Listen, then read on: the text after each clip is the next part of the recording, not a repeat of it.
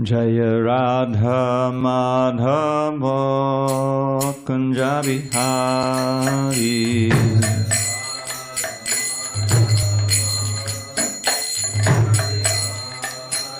Jaya Radha Madhava Kunja Bihari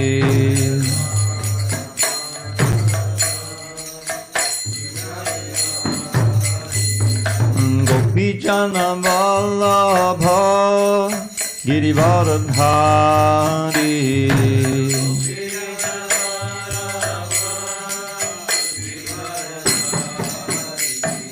Gopijana Vallabha Girivardhari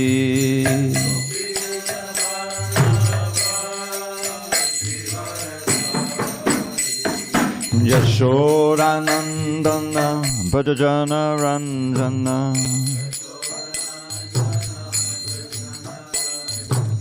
Yashodanandana Bhajana Ranjana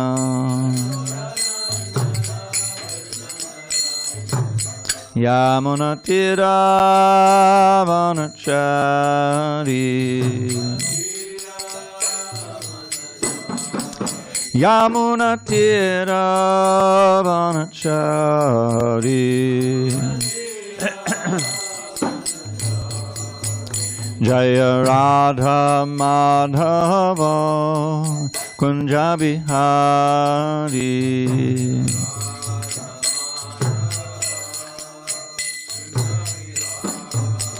Jaya Radha Madhava Kunja Bihari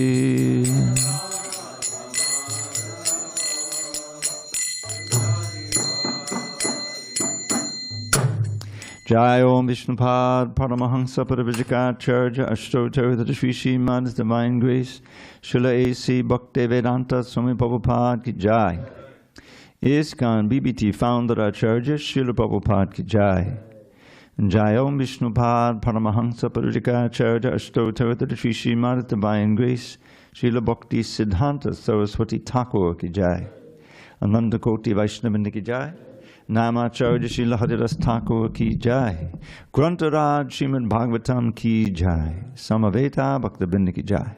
All glories to the assembled devotees. All glories to the assembled devotees. All glories to the assembled devotees.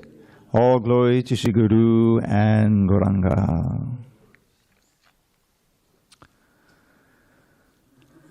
Om Jnana Tamarandasya Jnanandana Shalakaya Chakshurun Militam Yena Tasmai Shri Gurave Namaha. I was born in the darkest of ignorance, but my spiritual master Srila Prabhupada opened my eyes with the torchlight of knowledge. I offer my humble obeisance unto him and all members of Shri Parampara, the disciplic succession. Okay, so just to let you know what we're doing, I'm going to read the chapter summary, which you haven't read yet. And I'm just going to review the first 2 verses of the chapter by reading the translations and no purport. And then I'll chant text 3. I think the text 8 is probably coming out. And I'll read the translation and whatever purport it is all the way to 8. And then when we get to 8, we'll all chant it together. Huh? Chant 2? He's got verse 2 on there? So you want me to chant 2? But I read through 8, right? Okay. All right, we'll chant 2. Okay. So, Narayanam Namaskritya Narang Chaiva Narottamam Devim Saraswatim Vyasam Tato Jayamudирayet. Before reciting the Srimad Bhagavatam, which is our very means of conquest, we should offer our respectful obeisances unto Lord Narayan, the Supreme Personality of Godhead, unto Narayan Rishi, the supremest human being, unto Mother Saraswati, the goddess of learning, unto Srila Vyasadeva, the author, and unto Srila Prabhupada, the translator, commentator, and our spiritual master. Anashta Prayesha Bhadreshu Nityam Bhagavata Sevaya Bhagavatyuttama shloke Bhakti Bhavati Naistiki.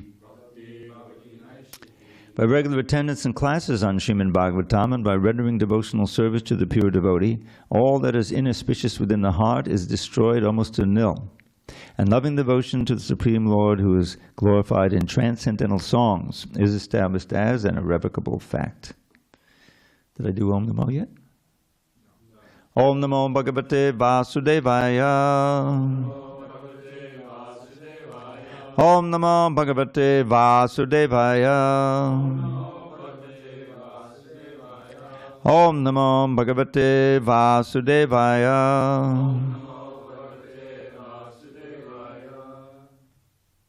Okay. On this 22nd day of September, in San Diego, California, reading from Srimad Bhagavatam, translation and commentary by His Divine Grace A.C. Bhaktivedanta Swami Prabhupada. And we are in Canto 8, Withdrawal of the Cosmic Creations, Chapter 23. The demigods regain the heavenly planets. So as I mentioned, I'm going to read the chapter summary here. This chapter describes how Bali Maharaj, along with his grandfather Prahlad Maharaj, entered the planet Sutala, and how the Supreme Personality of Godhead allowed Indra to re-enter the heavenly planet, his heavenly planet. The great soul Bali Maharaj experienced that the highest gain in life is to attain devotional service under the shelter of the Lord's lotus feet in full surrender. Being fixed in this conclusion, his heart full of ecstatic devotion and his eyes full of tears, he offered obeisances to the Personality of Godhead and then, with his associates, entered the planet known as Sutala. Thus, the Supreme Personality of Godhead satisfied the desire of Aditi, who is the mother of the demigods, and reinstalled Lord Indra, one of her sons, in his planet. Prahlad Maharaj, being aware of Bali's release from arrest, then described the transcendental pastimes of the Supreme Personality of Godhead in this material world. Prahlad Maharaj praised the Supreme Lord for creating the material world, for being equal to everyone, and for being extremely liberal to the devotees, just like a desire tree. Indeed, Prahlad Maharaj said that the Lord is kind not only to his devotees, but also to the demons. In this way, he described the unlimited causeless mercy of the Supreme Personality of Godhead. Then, with folded hands, he offered his respectful obeisances unto the Lord. And after circumambulating the Lord, he also entered the planet Sutala in accordance with the Lord's order. The Lord then ordered Shukracharya to describe Bali Maharaj's faults and discrepancies in executing the sacrificial ceremony. Shukracharya became free from fruitive actions by chanting the holy name of the Lord, and he explained how chanting can diminish all the faults of the conditioned soul. He then completed Bali Maharaj's sacrificial ceremony. All the great saintly persons accepted Lord Vamanadev as the benefactor of Lord Indra because he had returned Indra to his heavenly planet. They accepted the Supreme Personality of Godhead as the maintainer of all the affairs of the universe. Being very happy, Indra, along with his associates, placed Vamanadev before him and re-entered the heavenly planet in their airplane. Okay. Having seen the wonderful activities of Lord Vishnu in the sacrificial arena of Bali Maharaj, all the demigods, saintly persons, pitas, bhutas, and siddhas glorified the Lord again and again. The chapter concludes by saying that the most auspicious function of the conditioned soul is to chant and hear about the glorious activities of Lord Vishnu. So I'll read the first translation to the first verse, and we'll chant number 2, which is on the board. Okay, good. Shukadev Goswami said, when the Supreme, Ancient, Eternal Personality of Godhead had thus spoken to Bali Maharaj, who was universally accepted as a pure devotee of the Lord, and therefore a great soul, Bali Maharaj, his eyes filled with tears, his hands folded, and his voice faltering in devotional ecstasy, responded as follows. So this one we'll read. Shri Bali Ruvacha Aho Pranamaya Kritak Samudyamaha Prapanna Bhaktartha Vidho Samahitaha Yal Lokapalais Twad Anugraho Amarayar Alabdha Purvo Apasade Asure Arpitaha Shri Balaravacha Aho Pranamaya Katak Samudyamah Papanha Bhaktartha Vidho Samahitaha Yallokapalai Stvadanugrahomarayar Alabdha Purvo Pasade Surirpitaha Shri Balaravacha Aho Pranamaya Katak Samudyamah Prapanna Bhaktartha Vidho Samahita Yallokapalai Stvadanugrahomarayar Alabdha Purvo Pasade Surirpitaha Shri Balaravacha Aho Pranamaya Katak Samudyamah Papanna Bhaktartha Papanna Bhaktartha Vidho Samahitaha Yallokapalai Stvadanugrahomarayar Alabdha Purvo Pasade Surirpitaha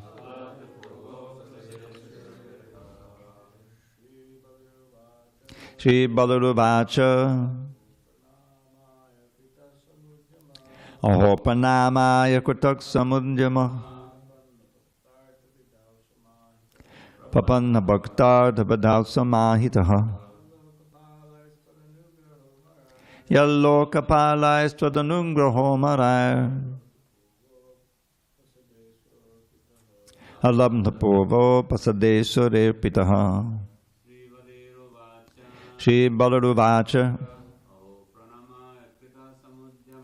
Aho Pranamaya Katak Samudyamah Tarta Sabadho Samahitaha Yallokapalai Stvadanugrahomarayar Alabdha Purvo Pasade Surirpitaha. Someone else.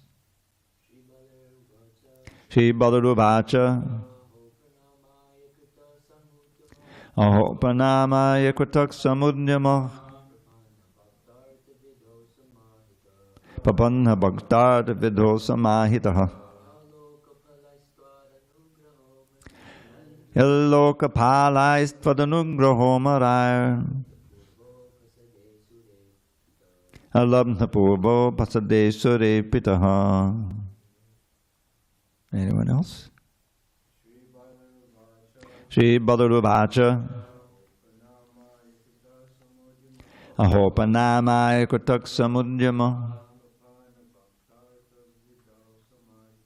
Papanna Bhaktartha Vidho Samahitaha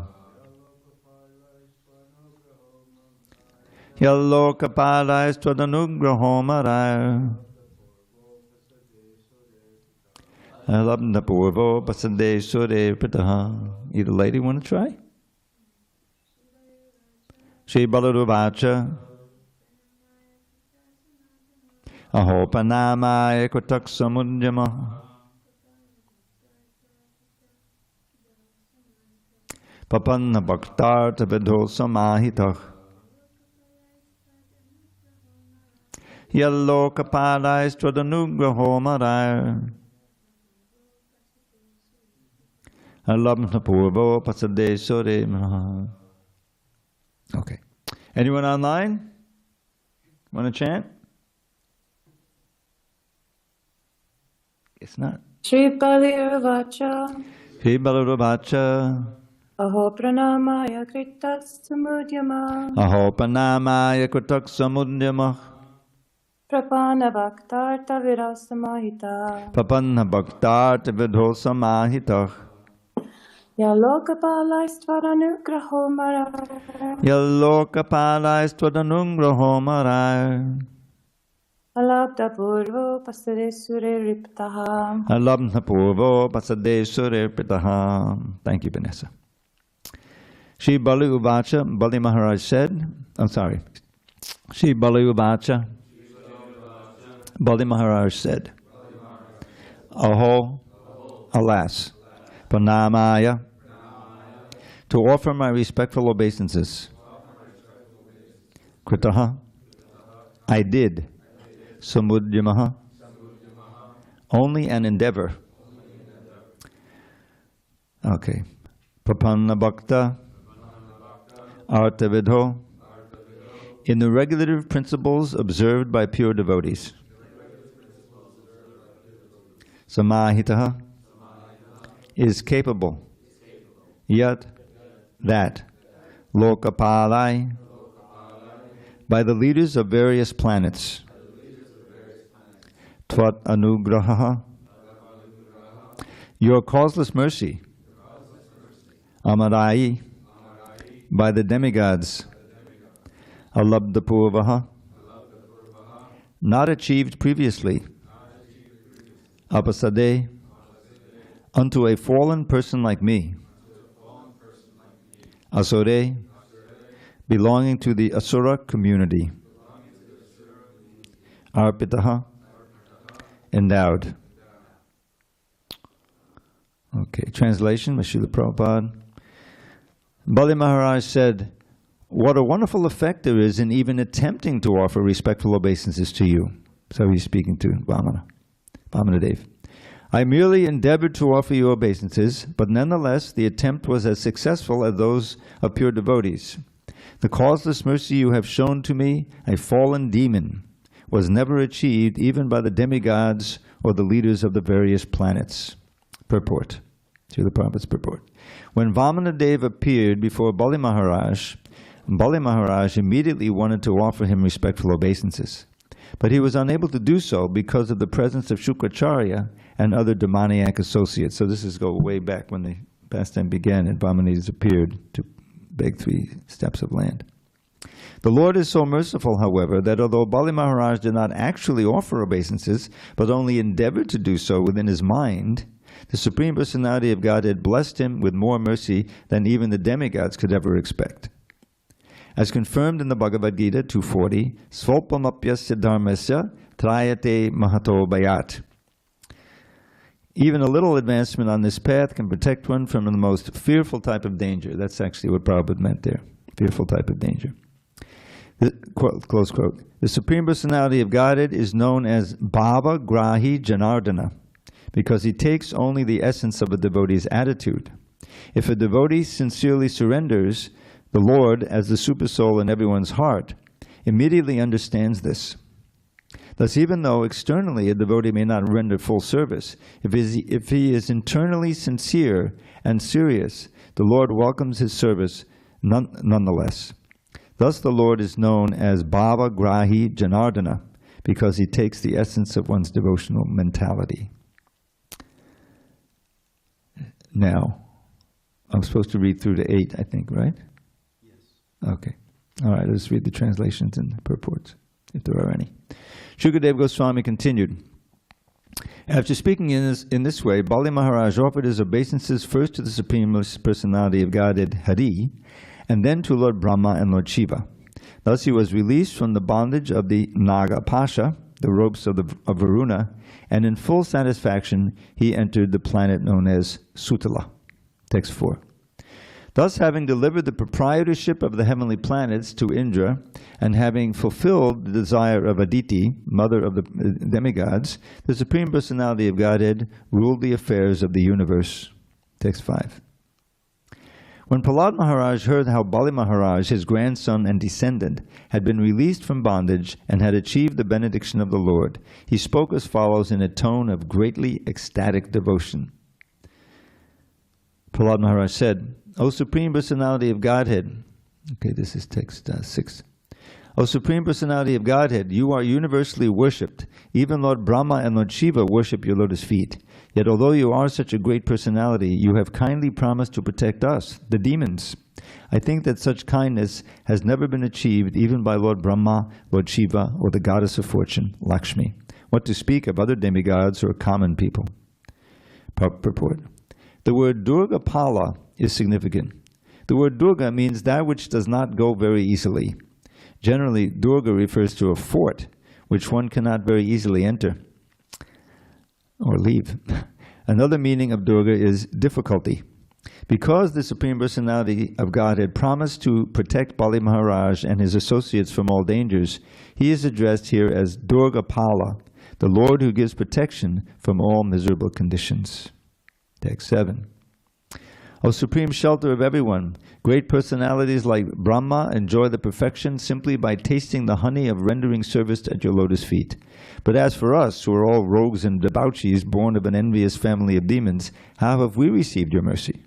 It has been possible only because your mercy is causeless. And finally, text 8. O my Lord, your pastimes are all wonderfully performed by your inconceivable spiritual energy. And by her perverted reflection, the material energy, you have created all the universes. As the supersoul of all living entities, you are aware of everything, and therefore you are certainly equal toward everyone. Nonetheless, you favor your devotees. This is not partiality. However, for your characteristic is just like that of a desire tree, which yields everything according to one's desire. Purport. The Lord says in the Bhagavad Gita 9:29, Samohang savabhuteshu name dveshosti na priyaha ye bhajandi tumam bhaktya maite teshu chapyaham. I envy no one, nor am I partial to anyone. I am equal to all. But whoever renders service unto me in devotion is a friend, is in me, and I am also a friend to him. Close quote. The Supreme Personality of Godhead is certainly equal toward all living entities, but a devotee who fully surrenders at the lotus feet of the Lord is different from a non-devotee. In other words, everyone can take shelter at the lotus feet of the Lord to enjoy equal benedictions from the Lord. But non-devotees do not do so, and therefore they suffer the consequences created by the material energy. We can understand this fact by a simple example. The king or government is equal to all citizens. Therefore, if a citizen capable of receiving special favors from the government is offered such favors, this does not mean that the government is partial. One who knows how to receive favors from the authority can receive them, but one who does not neglects these favors and does not receive them. There are two classes of men, the demons and the demigods. The demigods are fully aware of the Supreme Lord's position, and therefore they are obedient to him. But even if demons know about the supremacy of the Lord, they purposely defy his authority. Therefore the Lord makes distinctions according to the mentality of the living being, but otherwise he is equal to everyone. Like a desire tree, the Lord fulfills the desires of one who takes shelter of him. But one who does not take such shelter is distinct from the surrendered soul. One who takes shelter at the lotus feet of the Lord is favored by the Lord, regardless of whether such a person is a demon or a demigod. Om Jnana Timirandasya Jnanandana Salakaya Chakshur Unmilitam Mena Tasmai Shri Gurave Namaha. I was born in the darkness of ignorance, but my spiritual master Srila Prabhupada opened my eyes with the torchlight of knowledge. I offer my humble obeisance unto him and all members of Sri Parampara, the disciplic succession. So this is the kind of a concluding description of the conclusion of this pastime, in that Aditi is getting all her children back nicely installed in the heavenly planets, and Bali Maharaj has awakened his actual devotee nature, being a descendant of Prahlad. Because he was a descendant of Prahlad and he was born into the family of demons and so forth, he was acting as the head of the demons and took over the heavenly planets. But just under the surface, he was the great devotee Bali Maharaj, and he got an opportunity to do that. Vamanadev expertly brought that out of him, and he revealed his devotional nature, surrendering everything to Vamanadev, and being very ecstatic doing it. He didn't feel cheated, that Shukracharya felt cheated at first, but he also came around ultimately. And so it's a wonderful description here, this whole pastime, of how the real devotional nature, which we all have inside. This is the basic, one of the basic principles of Krishna consciousness, that we're all devotees, fallen devotees, right? Who have forgotten our devotional nature and are wandering around in the material world in various bodies, completely ignorant and suffering because of our mistake. Krishna, who is all merciful, he makes an effort to reclaim the fallen souls. And especially how, I like to point this out in my classes that I give, how lucky we are, how fortunate we are that Krishna disappeared yesterday. What's 5,000 years compared to Brahma's lifetime? What to speak of the day of Brahma? He appears once in the day of Brahma. So that's 24 hours. It's like 8,640,000,000 years. And what is 5,000 compared to that? Can you do that in your head, Naveen? 5,000 over 8 billion. It's like a split second ago. It's just like he just appeared. And here we are, and what to speak of Lord Chaitanya coming 500 years ago, that's really contemporary. So we're very fortunate. Of course, Srila Prabhupada has made us fortunate because we could sit over here in America, and I was what should I say, conscious. I was alive when Prabhupada came, and let's see, how old was I in '65? 17 or so. And as part of the counterculture and that whole thing, luckily, thank God, I never got deeply into drugs. I used to smoke weed a lot, but I gave that up, obviously, because it's so self-destructive. I mean, the most valuable thing you have, is your brain, right? And the human brain, and it goes directly to the brain. And yeah, you get high, but after a while, you really messed yourself up. Anyway, I'm not going to get into that. But that was what was going on when Prabhupada came to America. And I've often thought about that, how Krishna made, arranged him to come, because he could have come much earlier.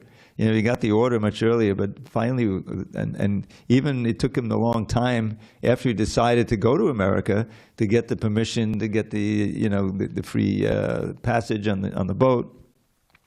So it was just that time, the mid-'60s, when, and a few years of the Summer of Love, you may have read about that, that was '67 in San Francisco, thousands of hippies and Hippie Hill, and Prabhupada was right there. He had gone to San Francisco after Mukunda and Janaki and Shyamasundar and Malati had opened the temple there. The temple was just a storefront, just like but it was the center. And they asked, and he arranged for this mantra rock dance. You must have read about that if you read the Lilamrita. Amazing. All the leading bands came, and they donated their music, and they raised money for the temple. And Prabhupada came, and he was chanting Hare Krishna in accompaniment of all these bands. You can just imagine. So anyway, due to Prabhupada's mercy, his determination, his surrender, his pure devotion, and Krishna's arrangement, the seed was able to be planted in a lot of hearts. The seed that Lord Chaitanya mentions in his teachings to Rupa Goswami. This verse we should know. Brahmanda brahmate kon bhagyavan jeev Guru Krishna Prasade Pai Bhakti Lata Bij. It's a Bengali verse.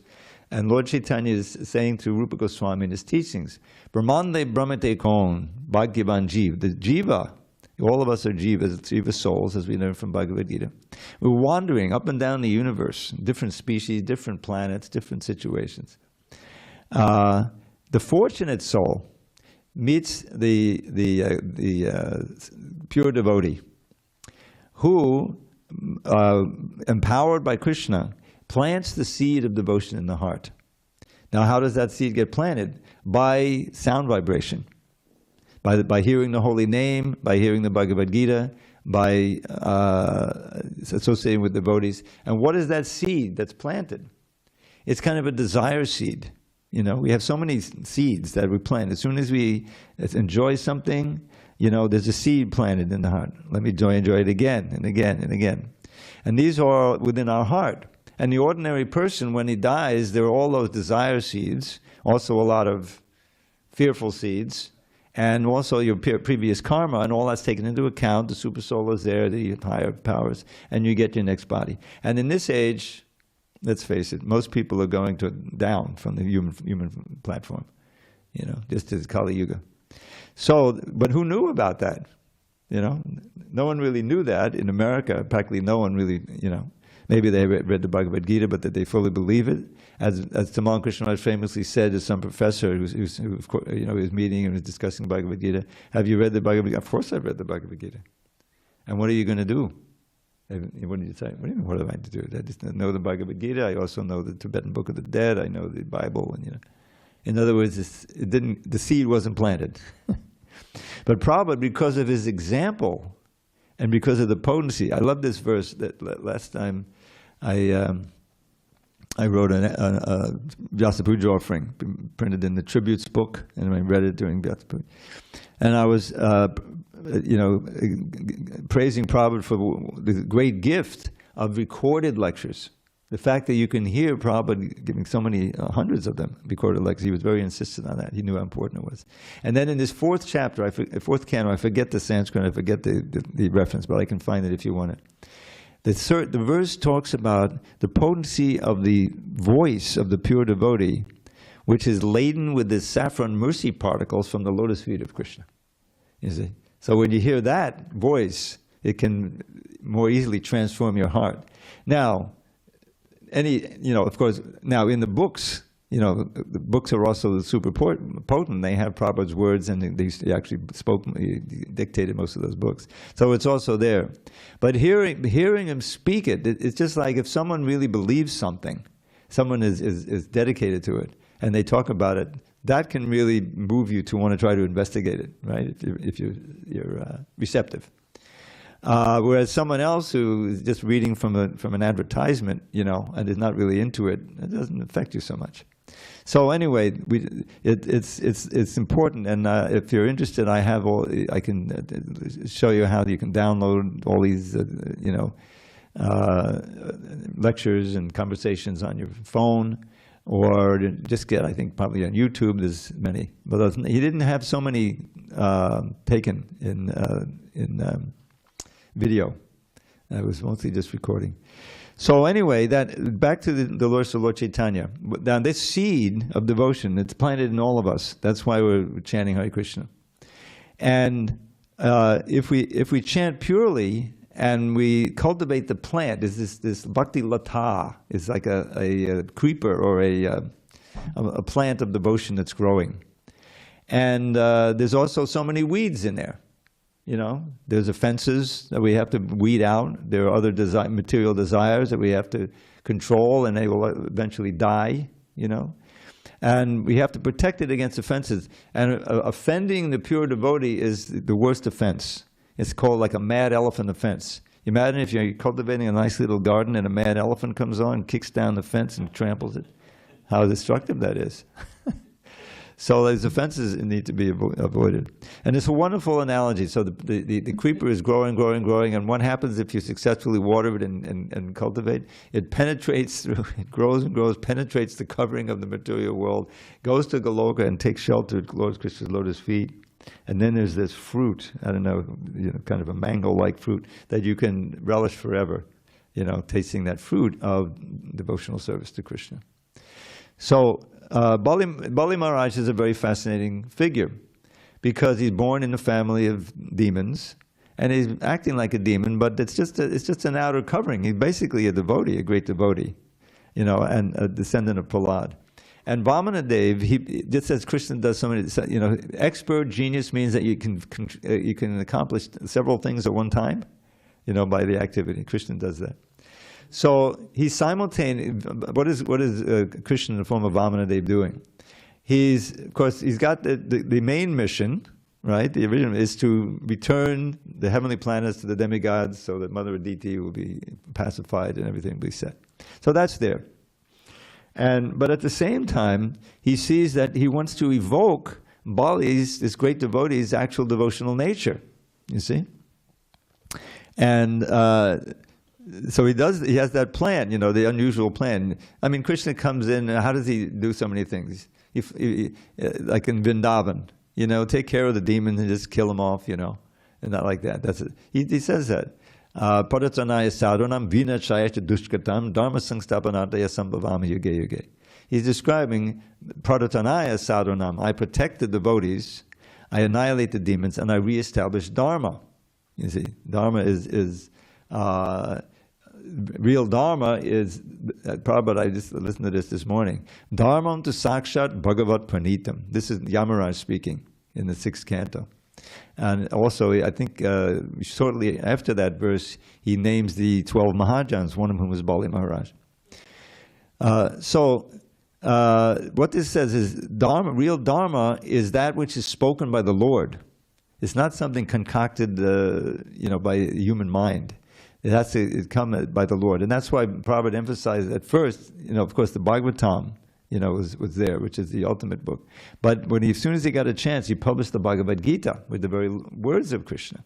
Because when given, translated and explained by a pure devotee, and studied and explained, live, it has tremendous potency. These are the words of God that we're speaking. And what does Krishna says? Simple. He just makes it very simple. Manmana bhavaman bhakto madhyaji mam namaskuru.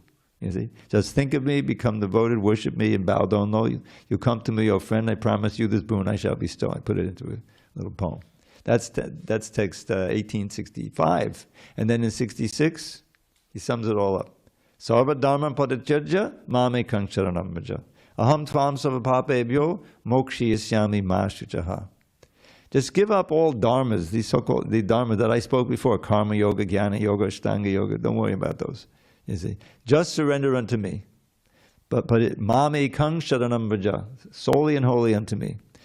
Aham tvam savapapebhyo mokshiyasyami. I will liberate you from any sinful reaction, all eradicated. You see. Mashuchaha, don't worry. You come to me, and everything will be fine. So that's the ultimate dharma, and that's what Krishna revives, and that's what we're trying to accomplish.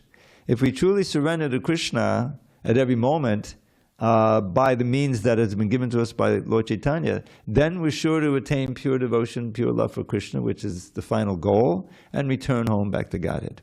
That's the whole promise. But what do we need? We need faith, we need determination, you see, and we need sadhu sangha. We need to take advantage of it whenever possible. I like to point out, when Prabhupada started this movement, because just this morning, was it you, Joe, asking me what was it like in the early days? So, Prabhupada, I came a little later. I was studying in 73. But in the years when after LA was established, I think 68, where they got that building, and then so many devotees came. The facility was very nice. Prabhupada stayed there for 8 months without going anywhere, and he thought he might stay there forever, but Krishna didn't want him to. He went back to India, but he wanted all the other temples in America, the presidents, to come and visit LA and get the rules and deity worship and the classes and the whole program and establish it that way. So in this way, the framework was all given, and the content. Prabhupada gave so much, and it's simply up to us to take advantage of it, and to pray to have that spiritual strength to follow the verse. This verse is about everything. What is surrender? What does real surrender means? Anukulyasya sankalpa patikulyasya bharjanam rakshishyatiti vishvaso goptat vevanarang tata atmanikshepa karpani sadgana sharanagati means going to surrender, means making surrender. So this is a very important verse. It's like a framework for ISKCON. Anukulyasya sankalpa, to be determined to do those activities favorably for Krishna that have been given to us. This is what devotional service means. And then the other side is to give up those things that are unfavorable, beginning with the 4 pillars of sin that we know. I don't have to mention them. But there's so many other things. Really, Krishna consciousness, I like to bring this verse up to at the very end of the Bhagavatam. I think it's the 12th chapter of the 12th canto. There's one final chapter, but it's right near the end. There are 8 verses that glorifying Krishna. They glorify hearing and chanting about Krishna. And the first word, Sankirtan. Oh boy, I forgot the Sanskrit. But it glorifies, and how it's the essence of everything, hearing and chanting and the benefits. And then he quotes 3 verses, this Shukadev winding up the Bhagavatam, 3 verses that he spoke way at the beginning of the Bhagavatam, first canto. One of which Prabhupada saw was so important, he put it in his preface. The preface to a book explains why you wrote the book. You see, how the book came to be. Introduction is a little different. So the preface, and what is that verse? Tad bhagvasargo janataga viplavo yasmin pati shlogam abadna bhattipi namanyanantasya yashonkitanga shrinbanti gayanti gunanti sarava. Now why did Prabhupada think this verse is so important? One of the reasons was that it was encouraging to him to write, even though he says right in the book that his English is not perfect and he knows that there can be so many mistakes. And talk about Krishna's hand, helping him. One of the first devotees he met before 26th Avenue finally was Hayagriva with I forgot what was his original name. Howard Wheeler. He wasn't a certified professor, but he was a regular member of the English teaching staff in the University of Pennsylvania, I think it was, or Ohio State, I'm sorry. So he met him on the street, He met him on the street in Houston Street, which is just near 26th Avenue. And Hayagriva was very curious about Prabhupada. And many devotees don't know this. You read the Lilamrita, it's like one of these things. Really? He had gone to India with Keith, who would become Kirtananda, after Prabhupada came to America in 65. And what did they go on? The Jaladuta. He went back to India on the boat that brought Prabhupada. They didn't have so much money, so they were able to buy a cabin, rent a cabin on that same boat. That's far out. Anyway, so looking for a guru in India, but they didn't find the guru they wanted. They came back and they find the guru on Houston Street and 26th Avenue. The guru came to them. So you can see that Krishna was making the arrangements for Prabhupada to succeed in this impossible task. We've just been celebrating his arrival in America in September of '65. And, we had that nice class by Narantara on Sunday. I don't know if were you here on last Sunday, or 2 Sundays ago? When Narantara was describing, and he was going over that song that Prabhupada, Markane Bhagavad Dharma, which means Krishna consciousness in America, is really what it means, in the West. And he's just, praying to Krishna, how do you brought me? You brought me to this horrible place. You took a walk in New York and Boston. So please, but somehow or other, I can only succeed if you make my power to speak such that they will receive it and they will get it. It's a wonderful expression, and he's described. I'm completely unqualified, and he's going down on himself. But you're the master of everything. So please make me dance. Oh Lord, make me dance as you like. I'm a puppet in your hands. So that's what the great devotees are, the acharyas. They're actually empowered. That's why this word Shakyavesh, empowered by the Lord, to spread Krishna consciousness. And Srila Prabhupada, obviously was empowered. And we are the beneficiaries of that, so we should take care of it. And as Maharaj was saying yesterday, the whole thing is the time, how we use the time.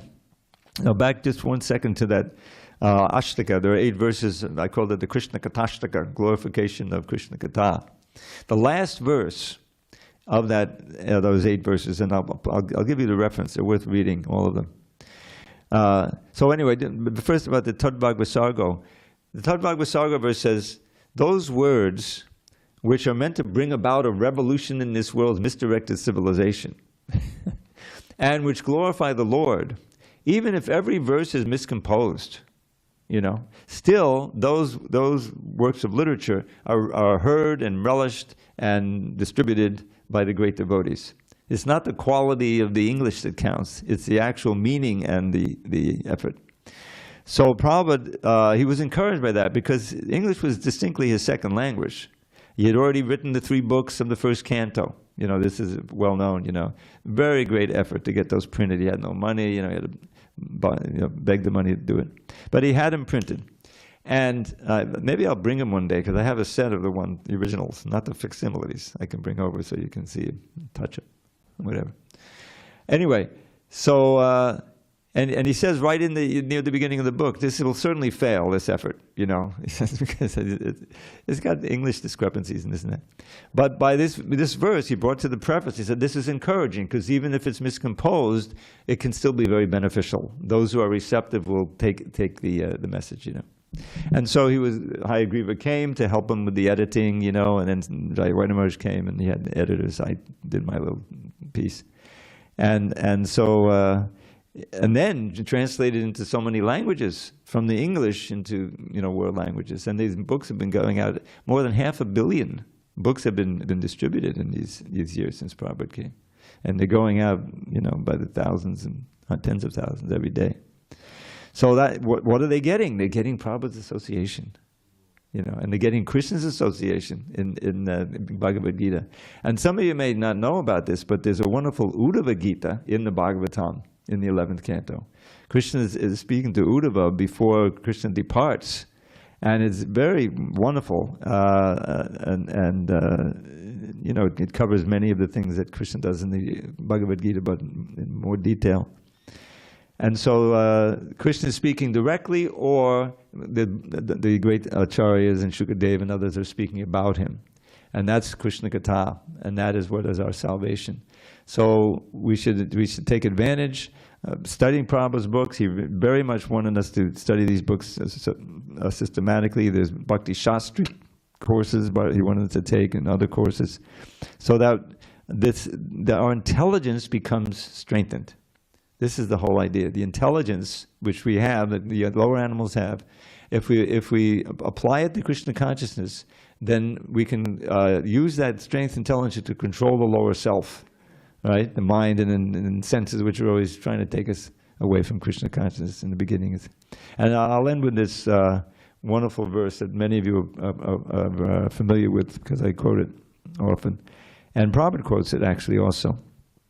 I put it into a little poem. This is spoken by Lord Chaitanya to Sanatana Goswami in the Madhya Lila, in his instructions. And he's beginning to speak about the practice of devotional service.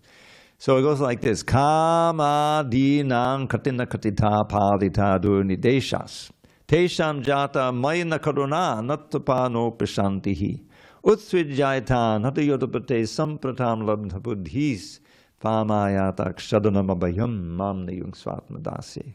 Abhayam, you are the source of fearlessness. In how many ways have I sought to obey the seductive demands of my wicked desires? They've shown me no mercy, yet on I've gone shamelessly trying to quench lust's unquenchable fires. But now I'm rejecting these hellish desires, for my higher intelligence now has awoken. O Krishna, O shelter of fearlessness, please let me serve you with faith that will never be broken. And that last part where I say, O Krishna, you can think that's the Hare Krishna mantra. Prabhupada says we chant Hare Krishna, we're begging to be engaged in Krishna's service. We're calling out to Krishna and Radha, and Krishna as Rama, or you can think of Lord Ram or Balaram or Ramchandra, Prabhupada said. But it is a prayer to Radha and Krishna, please engage me in your service. And we're doing everything we can to strengthen our intelligence so that we can follow the 4 regular principles and take on services that otherwise we could never imagine doing. Doing that anakulyasya sankalpa, partikulyasya varjanam. And then also becoming confident, Krishna will maintain, Krishna will protect, and always remain meek and humble. Those are the 6 principles of the Sharanagati, surrender. Okay, I'll end there. If there are any comments or questions, this is a wonderful part of the Srimad Bhagavatam here. We're getting a lot of inspired verses and purports. Anyone online? Vanessa? I guess you just like to chant here. Naveen, you got something? Okay, then is that all right, Dharma? Okay.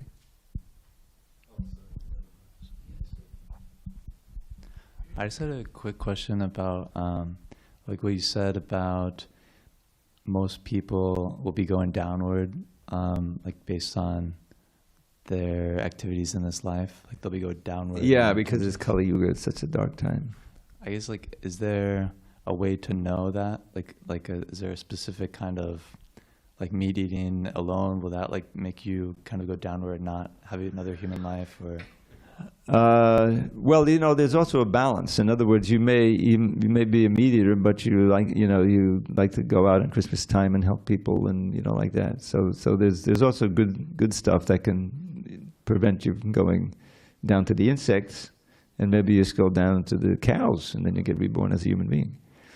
So it all depends on what you do and what mentality you cultivate. I mean, some people are just out and out evil. They take pleasure in others' pain. This is sadist mentality, and unfortunately, there are a good number of people like that. And that's a sure ticket, to hell. You can imagine. On the other side, when you are empathetic. Now we have this phrase, you probably heard it, para dukkha dukhi, which means that you actually feel pain by others suffering, and you want to try to relieve it. That's what para dukkha dukhi means, and that's a standard thing for pure devotees.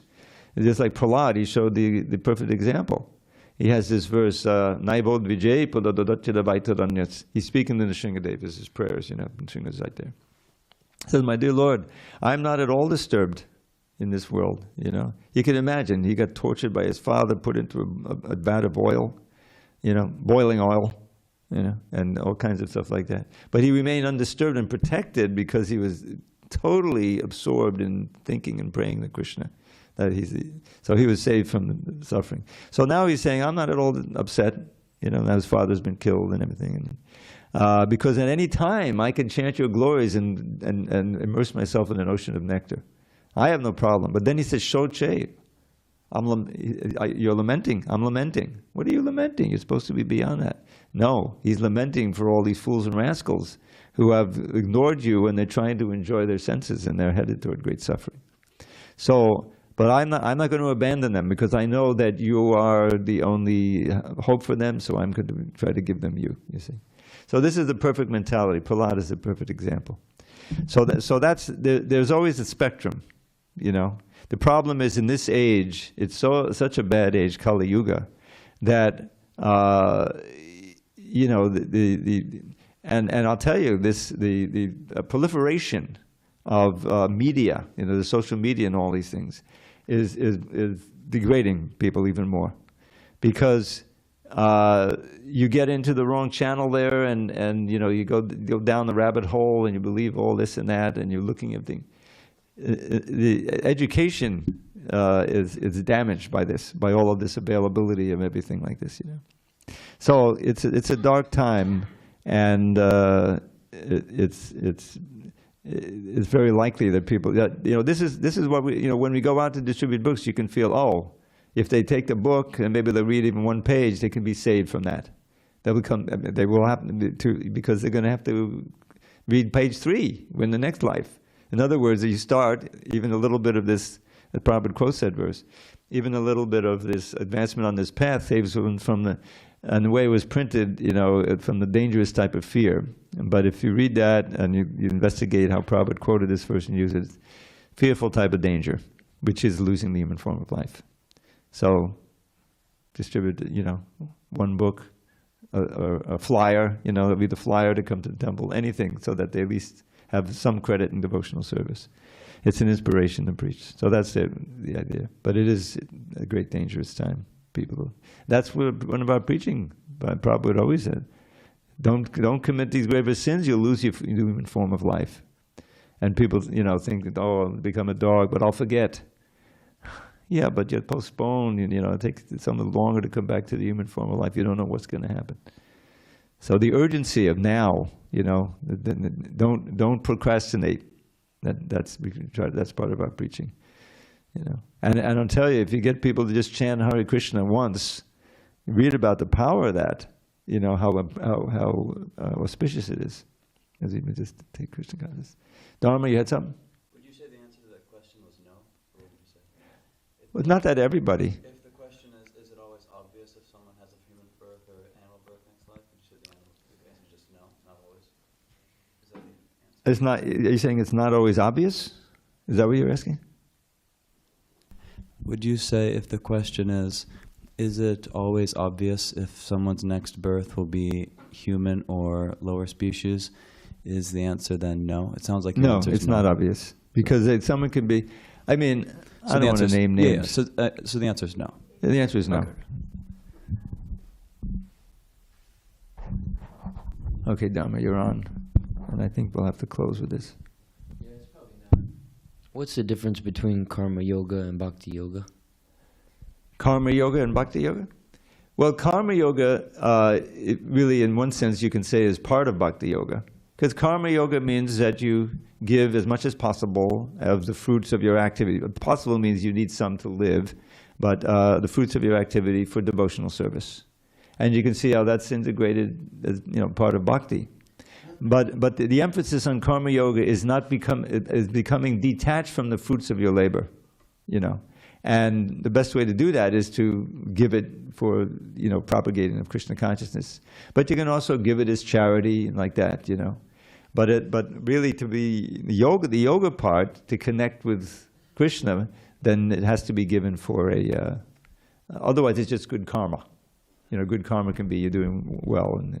But karma yoga is you're giving the fruits of your labor for the propagation of Krishna consciousness, which is part of the larger thing of Bhakti Yoga, includes that.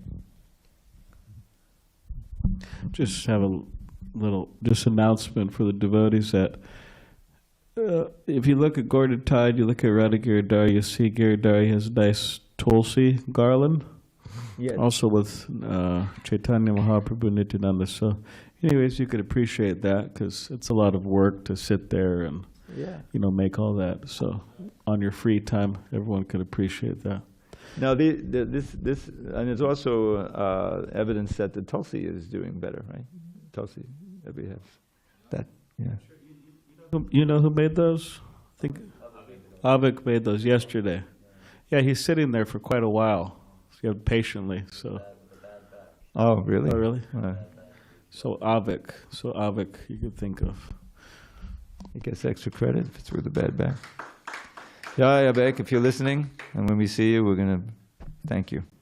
All glories to the Prabhupada. Hari Hari Bol.